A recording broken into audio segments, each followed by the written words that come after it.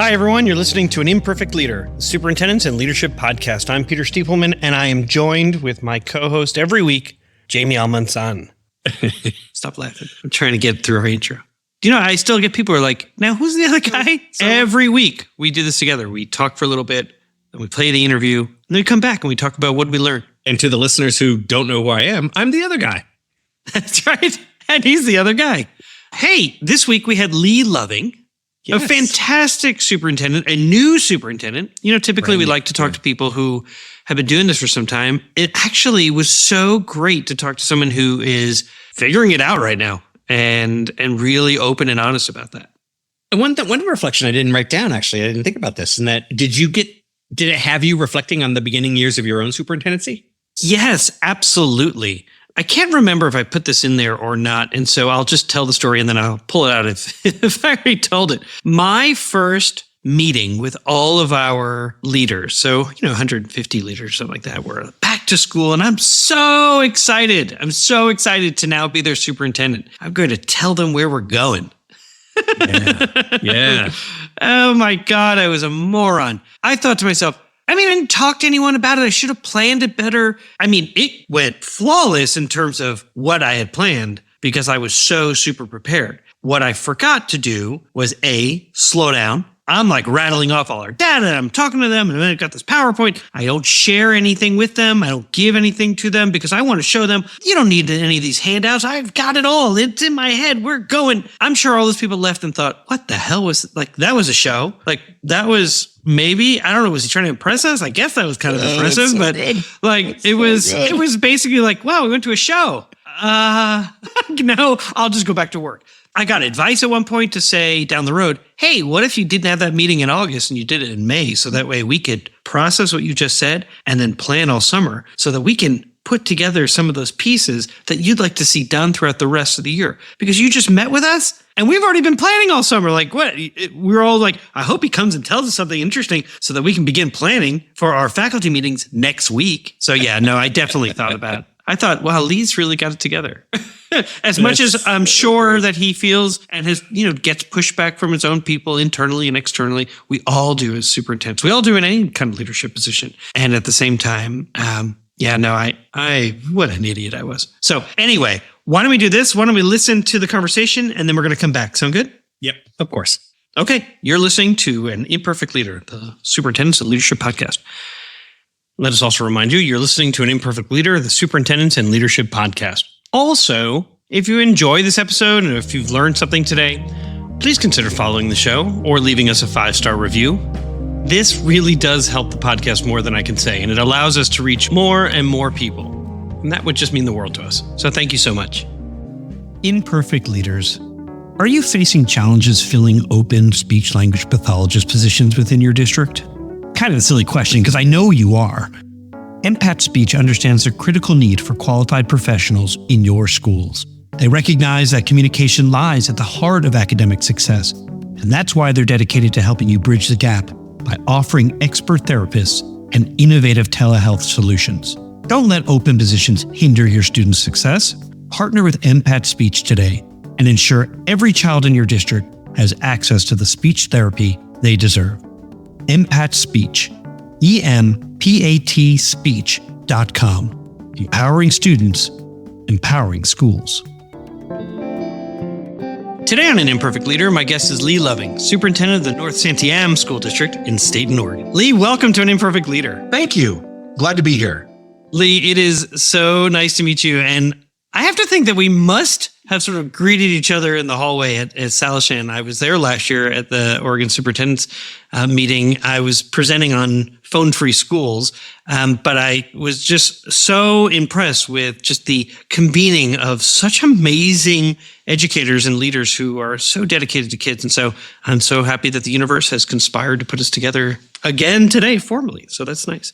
If it's all right, can I jump right in? And I want to ask you a question that you encourage parents to ask their children. So here we go. What is something that you did today that you're proud of? Yes, I love that question. So what I did today that I'm proud of is I got up at 4:30 a.m. and drove parts of my district to see if we were going to be on time for school today. So I was proud of that. And then after I got done driving, I went home for a few minutes and did some mindfulness breathing. and then read my scriptures and kissed my sweetheart and then came on into the office. So that sounds those good. are some things I'm proud of this morning. Pretty fantastic morning. So did you, just curious minds are interested, did you start on time? We are on time today. Yep. Okay. When I was a second year superintendent, I realized we didn't have that option, a tool of delayed start or late starts. And so I can remember my COO at the time did not want to do them. And so in my second year, after he had retired, I said, okay, we're going to do late starts. And I got into the habit of like doing them all the time. That my facilities team were like, hey, we know you're excited about late starts, but give us a break, man. Like, it's okay. You can either cancel, like, you're killing us, because we were 36 buildings, 4 high schools, 7 middle schools, 22 elementary schools. And, you got to get all those facilities ready. And when I'm just calling 2-hour delay when it really should be a full day out, I was, I wasn't doing that work. I was just putting them in this position of having to work really hard to get schools ready. And that was really hard for them. So I got into a better balance of what a late start might look like. Nice. Yeah. When I came to my district 3 years ago, I had spent time in Central Oregon, almost a dozen years. And over there, it snows a lot and a lot of cold weather. And so that became a blind spot for me and a bias. So my first year here, I went out and drove and wow, we're fine. This is totally fine. And then we did school on time and I got some feedback, some love notes from some folks saying, hey, you're not in Central Oregon. We don't have snow tires and, the sidewalks are that's right. Yeah. We don't have the snow plows that you're accustomed to. Yeah. So I did some adjusting and then shared with parents, here's what I do. Here's my process to pull the curtain back, so to speak, on the decision-making and try to make it a little more transparent. And that really helped. That is very good. My relationship with the community. So that was good. That was good. So yes, I've tried to overcome that blind spot and overcome that bias. With Twitter, I had so many, I would say, I have 6,000 followers and 99% of them are high school students lobbying for a snow day. So my favorite was this kid, Drew Morris. I still have it as a favorite in my phone because it has me as Time Magazine's Man of the Year. And it says, we all know who won Man of the Year tonight. And it says, Dr. Stiebelman, one snow day at a time or something. It was well played by this. I know. I used to have to tweet back, just go to bed. And my oldest kid, his high school quote in his yearbook said, no, I don't know whether or not we're having school tomorrow. I guess he must have gotten bombarded with texts all night and direct messages about like, are we having school? We having school? So poor kid. It's like being the preacher's child, it's tough to be the superintendent's kid. So I love the question that you ask people, what is something that made you proud today? And I'm glad that we got to start it off that way. And I remember reading something that you had written that said, I think it's a better question that parents can ask their kids because typically they get the nothing or I don't know. This is all part of your own moral focus to see children grow and thrive in North Santiam. So would you talk a little bit about that? Why that's important to you? Yeah, I appreciate that. There's a phrase that I heard years ago that really resonated with me. And it's the better information one has, the better decision one makes. And I think it's super easy to be the parent of an elementary student and communicate about their day and find out how it went. That elementary student freely shares. And as that student gets older, we all know that they share less and less for some reason with their parents or their families. And so, one thing we've all learned along the way is that the better questions we ask, typically the better answers we get. And so we're really good at asking yes, no questions. I think of when we walk into a store and the clerk comes up to us and says, can I help you find something? And your automatic response is no. And then you say, yeah, where are the basketballs? And it's like this, you say no, and then you ask for the thing. It's like, no, stop that. Let's let the clerk do their job. But they have this response that comes for lots of different reasons. So when we have families that kind of share with us, I don't know how to talk to my student, or my student tells me nothing, or when we have an incident, whether it's academic or behavior, and the parent says, I had no idea, which is sometimes true. So we try to equip some parents and to say, hey, listen, it's unlikely that lots of parents are going to come to a parenting 101 class of a high school student, right? Things like that. But how can we put them in a position to maybe get some better information? So we came up with a short list of questions, this being one of them, to kind of open the floodgates in regards to, at least hopefully they're floodgates and not a trickle gate, on information with our kids, try to get some info from them. Because the student usually, once you get past that initial barrier, has some things to share, whether it was a rough day or whether they had a cool thing happen or whatever it might be. And sometimes they haven't processed yet what happened or why something was good or bad. And so on the spot with their parents, they're a little less willing to do that. So starting out with something, what's something you're proud of? And if the student says nothing, say, okay, time out, dig a little deeper here. Think about your day for a minute. Talk to me about first period, or talk to me about morning class, those kinds of things. So I think if we can get a student and a parent talking together about school, game, set, match, those words of connection. And I think parents, I know as a parent myself, sometimes I've got so many things going on and I love my kid, but I want to cut to the chase because I got other things to do. And so for me to sit down and make sure that I'm using words of connection and not words of disconnection, or emotions of connection and not emotions of disconnection with my kid, I think that helps the relationship. And I think honestly, that helps the partnership with the school, because then the parent might say, oh, that's super cool, and then move on to the next thing. Or they might have a question. It's like, I need to reach out to the teacher or the building principal about that thing. I got more questions about that, which again allows us to have a little more partnership. So I think some of those questions and kind of helping parents understand maybe some more high quality questions to ask their student can be really beneficial for them, their relationship with their kiddo, and for their relationship with the school. You've said so many important things, and certainly the sort of the prevailing word that I keep hearing is connection. And the importance, certainly when things aren't going so well, if you've had that established connection, often you can resolve that altogether because you already have this level of trust that is so important. And that level of trust through connection also begins to appear, particularly when you're a superintendent asking your committee particularly or potentially to vote on a question that may raise taxes or need to raise money or change attendance areas or things like that they know that you have the best interests of their child. And that can all be brought back to, in terms of systems thinking, that initial question of asking the right questions instead of yes or no. And so actually, if you're just joining us, my guest today is Lee Loving, Superintendent of North Santiam School District in Stayton, Oregon. And in the leadership model that I use to advise others, there's a dimension called the leader's learning work. And this is the mind of the work, where we look at the language that leaders use as well as the systems that they design and implement. And so I'd like to talk about systems thinking in this question. And actually the word connection is connected to that as well, because systems are all connected to each other. They don't work in just isolation. They work together. And so what I learned about you is that before you left Redmond, Oregon, where, by the way, you were Oregon's Principal of the Year, I might add, so that's exciting. And you worked with others to build a new high school.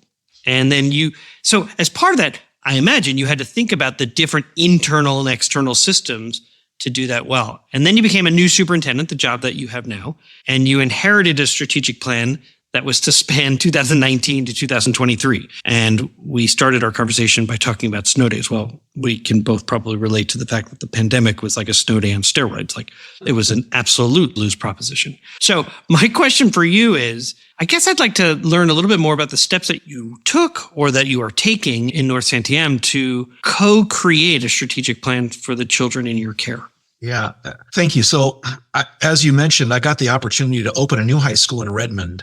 They divided the big high school that was there into two, and lots of learning there, that it was almost like a dry run for me becoming a new superintendent. So I'm sure lots of places, but especially in Oregon, typically you go, the line of succession is classroom teacher to assistant principal or dean of students, and then principal, and then something in the district office, a director of some sort, and then someday a superintendent potentially. Those of us that are crazy enough and don't know what they're getting themselves into, I think. So for me, I jumped from a high school principalship to a superintendency. So I almost skipped a step. But the opportunity to open a new school and kind of discover what was happening in the district and then putting forth, here's how we're going to do it at Ridgeview High School, right, was really great for me to have some success, but also fumbled the ball a little bit in regards to things I missed along the way. So when I came into North Santiam School District, it was our district's a great district, and it had a superintendent whom was a long-term acquaintance of mine for over 20 years. And so I did a lot of research in coming here and knowing that there was a lot of great things already happening. So my task coming in was to do a lot of discovery, ask lots of good questions, and then really get good at listening to understand. Early in my career, I did a lot of listening to respond, and that had served me well at some times and not so well at others. And years ago, I had the opportunity here to be at the feet of some really great people, some really successful administrators, and they talked about listening to understand, and a little light went off, bing, and I thought, oh, that is good. how do I do that more? And so for me, what I heard a lot when I got here was there's a lot of things we're doing well. There's a few things we need to stop doing, a few things we need to start doing, and a few things we need to continue to do. And so when I came in to ask those stop, start, continue questions, that I was already getting those things, which was great. By the way, I'm in my third year and still doing discovery in the district. I'm still learning things, right? Actually, that's super important to note for those who are newer superintendents. If you think by year 3 that you figured out and can just push forward, I can tell you, year 3 for me was the hardest year because I thought, okay, no, I know what our goals are. Let's just move on and let's do it. And there's still a lot of discovery to do and a lot of learning to do. Yeah. So you're wiser, certainly wiser than I was, but, and I think very wise to do it in that way. Well, and I appreciate you saying that. It's interesting. Sometimes I'll say something that resonates with people and I'm like, listen, that was not, I don't think I've had an original thought in my life. That was Sheila Rowley or, Mike McIntosh or, Sam Platt or Randy Vigiano. I steal. I'm a really good thief. And so my colleagues here call it maybe worse kind of thief, because, with attribution, right? I stole this from you. and I, they say I lovingize things, like I take something and make it my own. So I lovingize it. And so we've kind of coined that phrase that the things that come our way in our district, we're going to North Santiamize it and make it work for us and have it fit what we needed to do for our kids. And anyway, so it, kind of getting back to your original question, it was a great opportunity for me to come in and do this discovery and also have an expiring strategic plan. And our district, our board decided that we didn't want to hire an outside agency to kind of come in and walk us through a process. We had a couple of board members that in their vocations had done a similar process. And so I hired for free a couple of board members as strategic planning consultants. And so I've been walking side by side with them and the board and members of our community and members of our staff to kind of come up with this new strategic plan for our district. Where do we want to be for 5 years? And I'm sure you've heard the phrase, right? That if you don't have a plan, your budget is your plan. And so I wanted to be real clear with my board that we want to budget our plan, not just plan our budget. So we want to talk about our focuses and the things that we care about. And then how do we strategically fund those pieces and how do we move those things forward? So, any traditional strategic plan, we worked on our mission and our vision and our guiding principles and our values. And really what was great for me to hear is that as we interviewed lots of people in the community, whether it was organizations that, community organizations like Rotary and Lions Club and the city council and the fire chief and the police chief, and then parents and members of our community that have no connections to the schools. And I don't want to forget the most important folks is the students. We had some groups with them. We got some survey feedback from them. And we actually are fortunate enough to have 2 student reps from our high school on our board as non-voting entities. And so it's great to hear from them every month, but also be able to ask them questions and work directly through them. One happens to be an ASB president, and the other one is also an ASB and a star athlete. And it's interesting, our student demographics differ from other districts around the nation. In our district, we've got Caucasian students, Latino or Hispanic students, and a mixture of multiracial and other racial demographics. And so we want to make sure in this process that we talk to all student demographics. A fairly large student demographic in our district is those students experiencing poverty. And so we wanted to make sure that we spoke with those students and families as well. Let me ask you this question, because it sounds like such important. You've mined the collective wisdom of your community. You really do appear to have a mosaic of experiences. And my mentor, so talk about stealing things. My mentor said to me when I was working on our strategic plan with our community, she said, let's just imagine for a moment that a newspaper reporter is just waiting at your front door. And I'm like, because I was in a town with a school of journalism in a university town. So I was like, that scares me. No, this is a good thing. They're so excited to talk to you because this is 5 years from now. And they said, we're here to put you right on the front page because we're just so excited to share that you did it. And we want to know how you did it. And so then my mentor said to me, so what's on the front page? What is it that you did that you're so excited about? And then work your way backwards to say, all right, so how are we going to get there? Or does our strategic plan that we're working on right now reflect where I'm so excited that, of what we achieved? So I'm curious, as you've done this work and you're talking about where you want to be 5 years from now, imagine on the newspaper reporter, you did it. What did you do? We got kids ready for their next thing. That's one of the things we talk about in our district is whether their next thing is third grade or sixth grade or ninth grade or life after high school, we want to make sure that they've grown and they have the skills to be able to be ready for the next thing. And for us, we've got this phrase that we use in our district that college changes everything.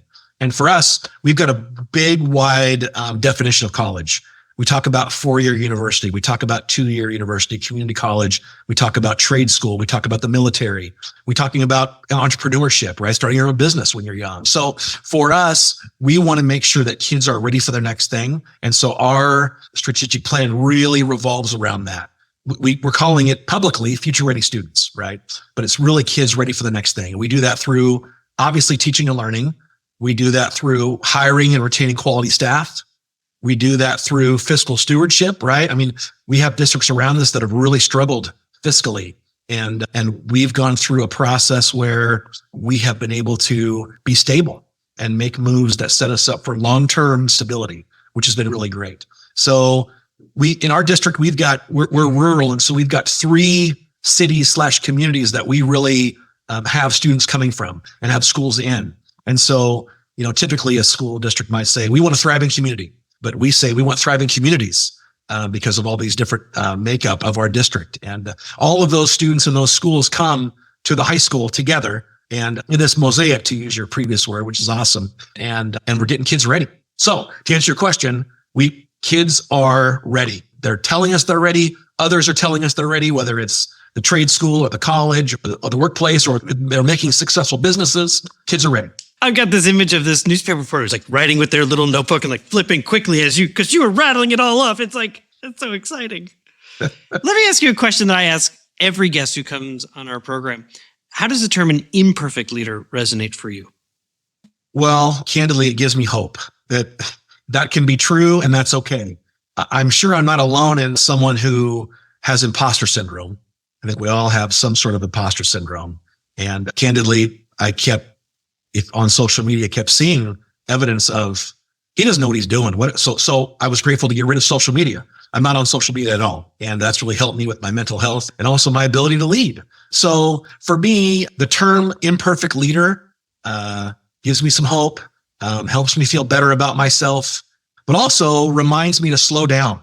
And one of the things we talk about in my district all the time is we got to go slow to go fast. And the other thing we talk about is there are problems to solve and there are tensions to manage. And when the thing comes, if you can name it, if it's a problem to solve or a tension to manage, you're much more apt to do that thing well. When you try to solve a tension or manage a problem, you're going to have trouble. And so really figuring out what problems can be solved and what are the tensions that need to be managed, that helps me be a less imperfect leader. And we'll be right back. Hey, district leaders, I know you already know this.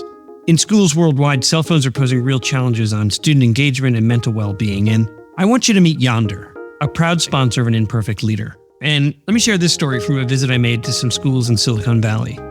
I asked some kids what they liked about Yonder, and after some funny looks, they shared that actually, with Yonder, teachers don't have to battle with them over phones anymore. In fact, one kid said to me he didn't have to worry anymore about his parents texting him in class, and the kid next to him sort of shoved him and goes, "Texting? My mom used to FaceTime me in class." I want to introduce you to a support system that increases teaching and learning. I want you to discover why 1 million students choose Yonder daily. Minimize distractions, maximize learning potential. To learn more, go to overyonder.com. YONDR. We're back for segment 2 of An Imperfect Leader called Imperfect Leadership in After Action. My guest is Lee Loving, Superintendent of the North Santiam School District in Stayton, Oregon. In this segment, we ask our guests to deconstruct the decision that they made, and then we discuss it. So, Lee, what happened?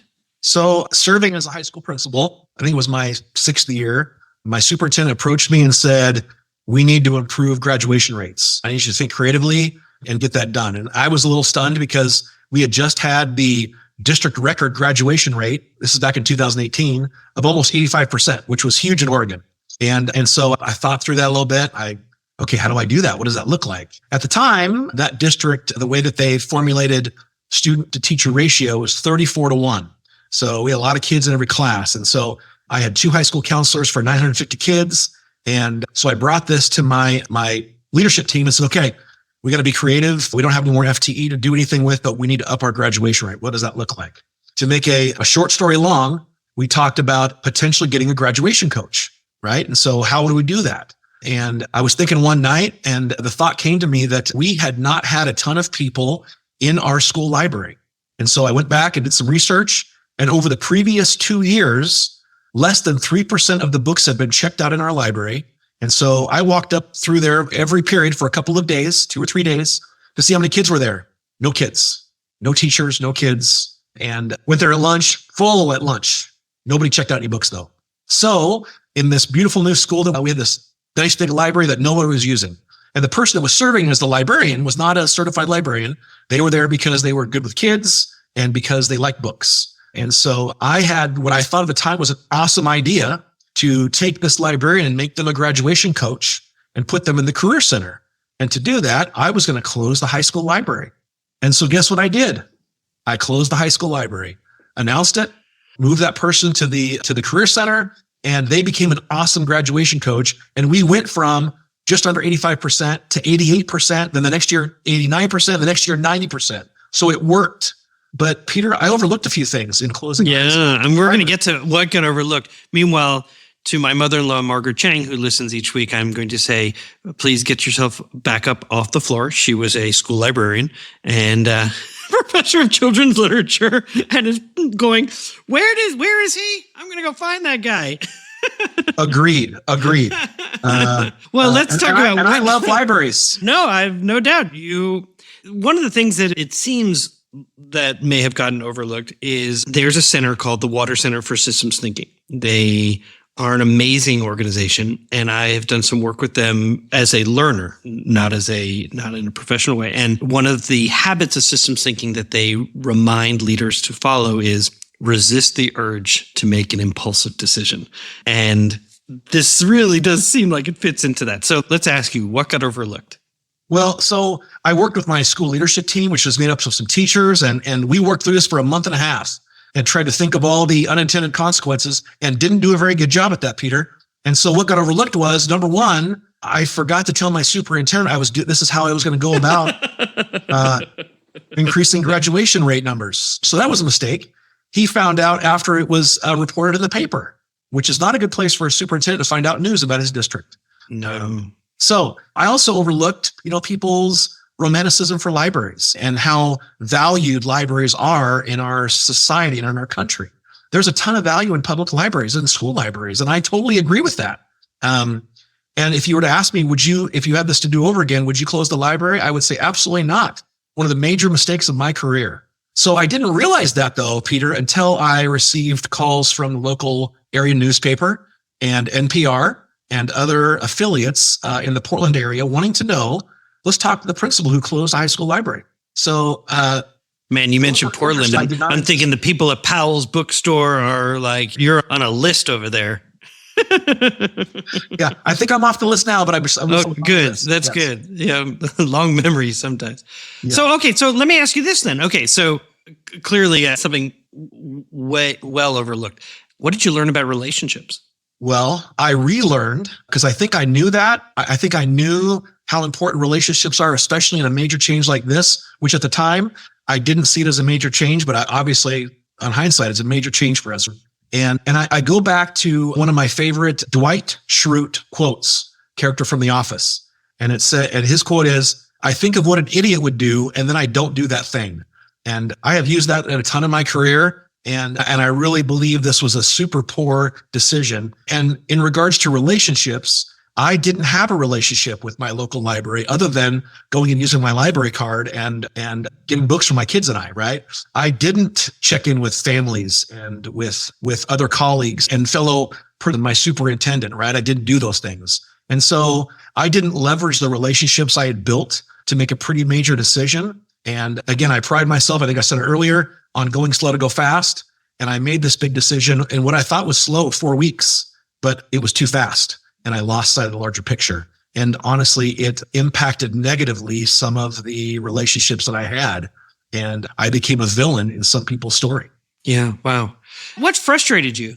About That situation? Yeah.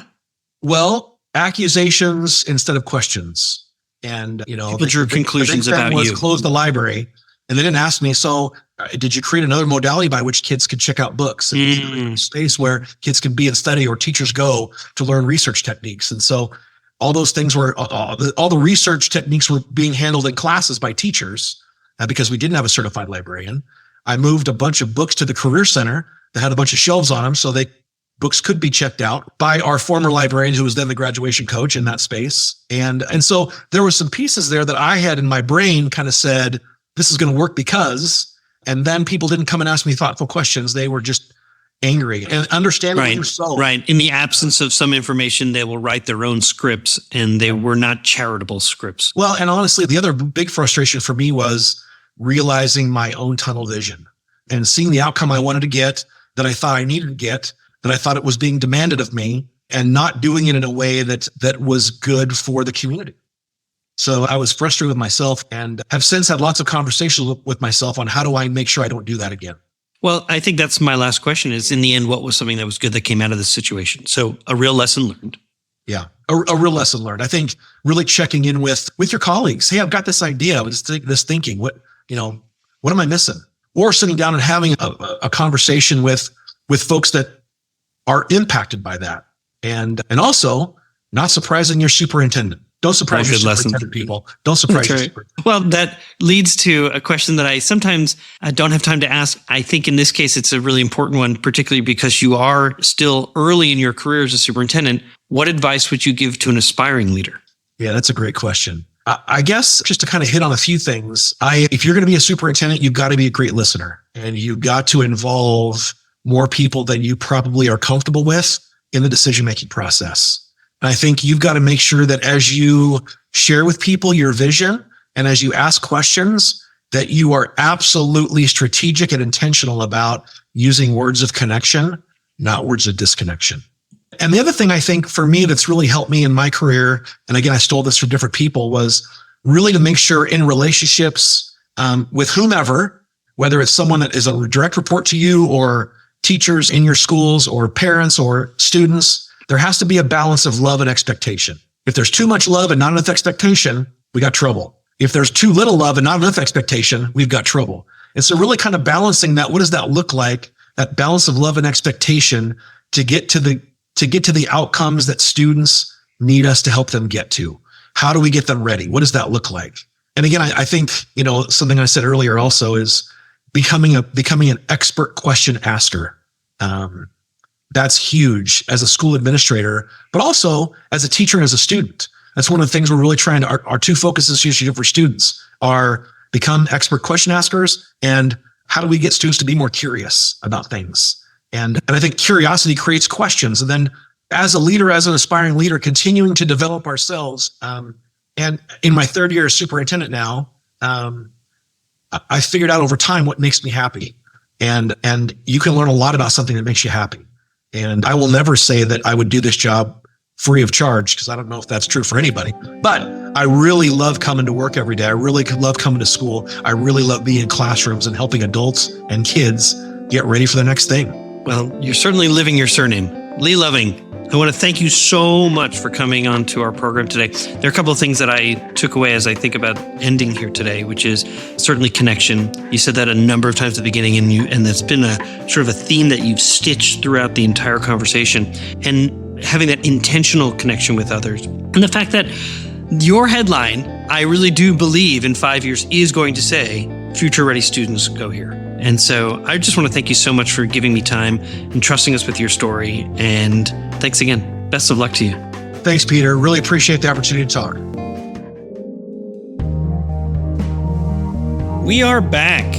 I have a theme for this episode. And I think the theme, I said that this whole episode seems to revolve around our own limited or biased, but caring perspectives, and how that prevents us as leaders from understanding how our leadership could be so much better if we simply ask better questions. There are multiple examples over and over and over and over of basically our own personal experience. To your point of that story of the first day as superintendent, walking in, I will tell them my vision. for the change. And not only that, but I'm in Missouri and I'm going to speak as if I'm in Manhattan as fast as I can. I mean, I rattled it. I mean, I was good. I had been planning and prepping and practicing. I had like sequestered myself like in the house, just like, and I had all my, it was like I had blocked it all out. I'm like, where, I'm going to say this line and I'm going to be standing right here and I'm going to be like, I mean, it was like a Broadway show, So good. So dumb. So good. So dumb. That's interesting. I'd like to ask you say ask better questions. And I think I know what that means. And I'd be interested to know if you would maybe tell me, what do you mean?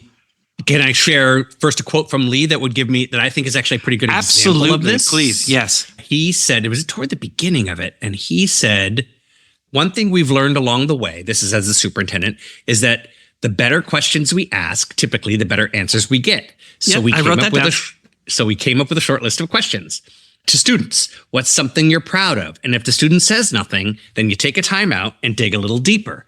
Think about your day for a minute.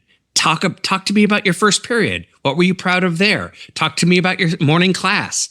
These kinds of things. To me, the better question, the definition of better, is one in which it gets the person talking that you want to sharing more reflectively and deeply about what they care about. That's what I'm looking for.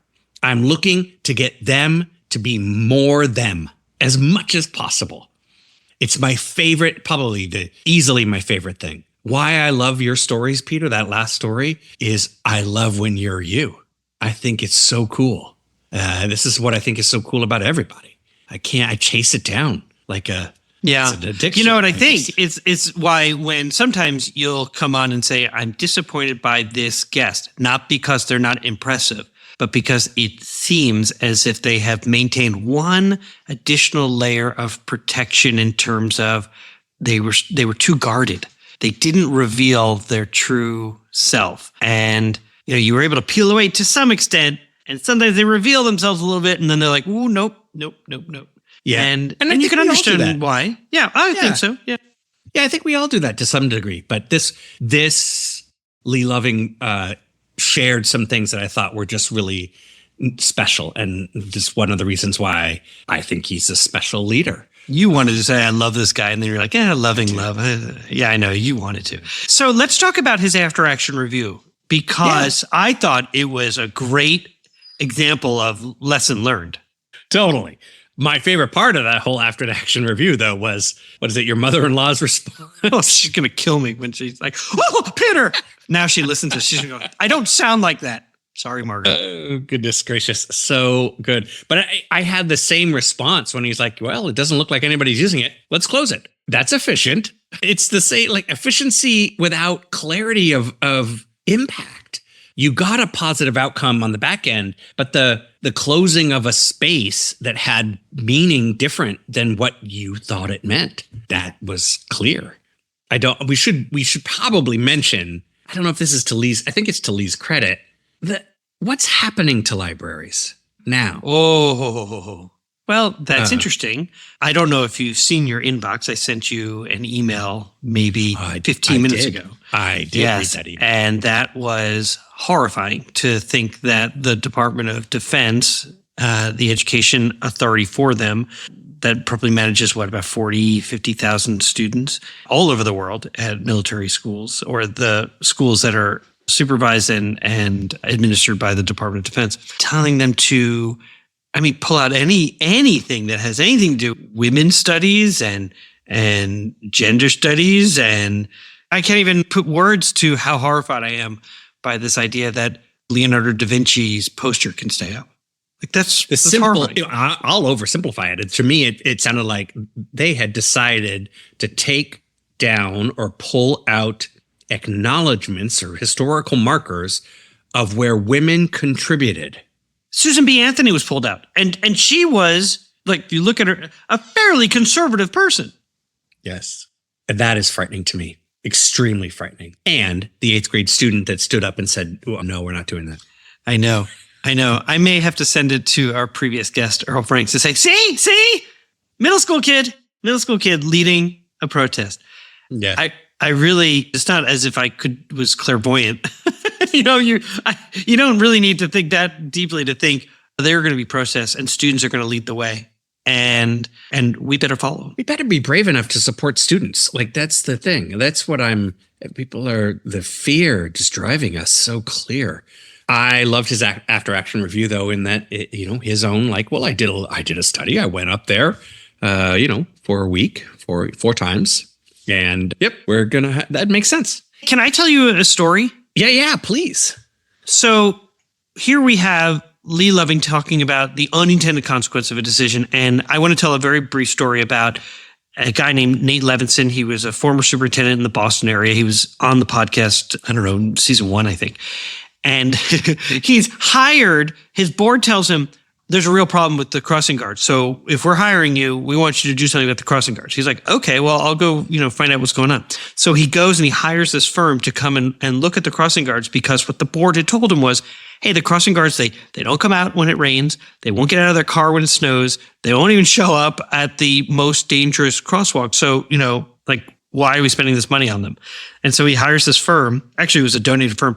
And they come out and they go, hey, Nate, they don't get out of their cars when it rains. They don't even show up when it snows. And they're not even going to the most dangerous crosswalks. So he brings back to the board and he's like, yeah, you were right. And they say, all right, well, then you know what to do. So he says, all right. And he gets rid of them. And almost immediately, community members who remember as children these same crossing guards helping them cross, who are now helping their children cross. They have all these networks of support. They have a state senator who says, I'm going to help you unionize. So they became the first unionized crossing guards in the state of Massachusetts. and within a year, he's had to bring them back and he loses his job. He no longer is the superintendent of schools because what amounted to be $36,000 blew up in his face. And I just kept in my mind, playing in my mind, oh my God, yeah, we should just get rid of we should close the library and I can repurpose that individual who's fantastic with kids into this graduation role, and they're going to help kids graduate, and it's going to be great. Our graduation rates will go up. Kids will get the support they need. Done. Yeah. And it blew up in his face. Yeah. Yeah. To the point of, I think I said at one point, I really love this concept that he shared about, asking better questions. That is literally the motto of our organization. And what follows with that, or maybe starts prior to that, is listen to the answers. That's often missed. So people may even ask an amazing question, but it seems like the question is asked so that they can share a story that they have. Let me ask this question of you so that I have a clear pathway to share the thing that I think is important. It's almost as if I'm trying to better understand the people around me. The more I listen and ask better questions, the more I understand of the people who are different from me and who are around me and why they're thinking this. And it helps me lead better, helps me make better decisions. What did Lee say? Better information helps you make better decisions. My information is totally skewed toward Jamie. And the problem with that is that I have enough Jamie already. Why do I need more? Yeah. What you do often with me is you have a piece of the conversation that happens, and then you say, what, superintendents think about that? Or what would, tell me about your early years, which I love. And I want to do the same thing for the people who are listening and driving and considering this conversation that we've just had. So for them, how did the library situation, how did that resonate for them? Was there a decision they made impulsively without sort of adhering to the habits of systems thinking, which is avoid the impulse to make a quick decision? Right. Yeah. What causes the quick decision? What do you think motivates leaders to want to make the quick decision? What is the reason why we respond to an email quickly or a text quickly? It's if you don't make this decision, you've got another one in the hopper coming, and then you're just so overwhelmed by the number of decisions you have to make. So unfortunately, some of them can just be really quick decisions that have no major consequence. Unfortunately, you don't sometimes distinguish between, I should really pause and think and talk to people before I make this decision or say something I'm going to regret. That's what I think. I think you're right. When you decide little things like that have little consequence, you actually do train your brain to decide. regardless of whether, and so the lack of distinction is not a surprise in the beginning because you've trained your brain to decide. So you're going to just start deciding. Wow. Let me decide things. Let me decide Sure, things. of course. And I imagine then you add a level of bias on, oh, this decision is about this person who brings this value or perceived value. I better take some time to think about that. Oh, this group is coming with an issue. You're like, oh, I'll just make this quick decision. It'll have no real impact. Oh, this one actually is terrible. I made a terrible decision. I should have really thought this through. Yeah. Slowing down enough to think them all through is very difficult. This is why, though everybody says go slow to go fast, very few do. It's hard. It's really hard. And it does take immense practice, discipline. Can I share one more thing before you close today? I want to share the opening that he said about what's something that you did today that you're proud of. I truly love this question. I asked my boys this question. I asked Leo when he got home from school today what he was proud of. And had I not asked him, I would not have heard. I often ask, like, how was school today? What was your favorite part? And Evan, almost always, his favorite part is lunch, recess, free time, whatever. But I asked, what were you proud of today? That question. And I got, when his teacher called on him in class, that he was able to figure out the answer. And he made it feel proud. You asked the right question and got in that moment. Yeah. And so, Peter, I'll ask, let's close on this. What are you proud of today? I'm proud of two things, and they're related. So I'm proud that relationships I had made many years ago have endured in a meaningful way. And let me tell you, one, I was asked to have a conversation with a professor at the Ohio University, State University. The Ohio State University. No, go Buckeyes. And I'm actually, my connection is to Michigan. Well, they're a rival. And she gets on and says, Dr. Stephen, do you remember me? And I went, oh my God, I do. When I was getting my PhD, I did work in your district, and I just thought you were such an excellent leader. And so the guy I'm on the call with her is like, what a small world. And then I get a call later in the day from a former principal who says, I didn't know you had a podcast. I just saw it and I listened, and it's so great. And I'm wondering, can you help me work on a podcast? I really want to do one around parenting. And I was like, sure. And so what was I proud of? That these relationships, obviously they stuck in people's minds, that I brought some value. And for me, that those relationships were genuine and not transactional, because clearly so that was really nice. I love it. Let's end on that. You've been listening to An Imperfect Leader, the Superintendents and Leadership Podcast. Jamie, I will see you next week. Yeah, I'm looking forward to it as always. Music for An Imperfect Leader was written and arranged by Ian Varley. Sam Falbo created our artwork, a wood print inspired Daruma doll butterfly. Remember, imperfect leadership is not a scarlet letter. It's a badge of honor. It recognizes that serving as a lead learner is about being a vulnerable leader, an empathetic leader, a compassionate leader. We are proud to be imperfect leaders, so join us next time for another episode of An Imperfect Leader, the Superintendents and Leadership Podcast.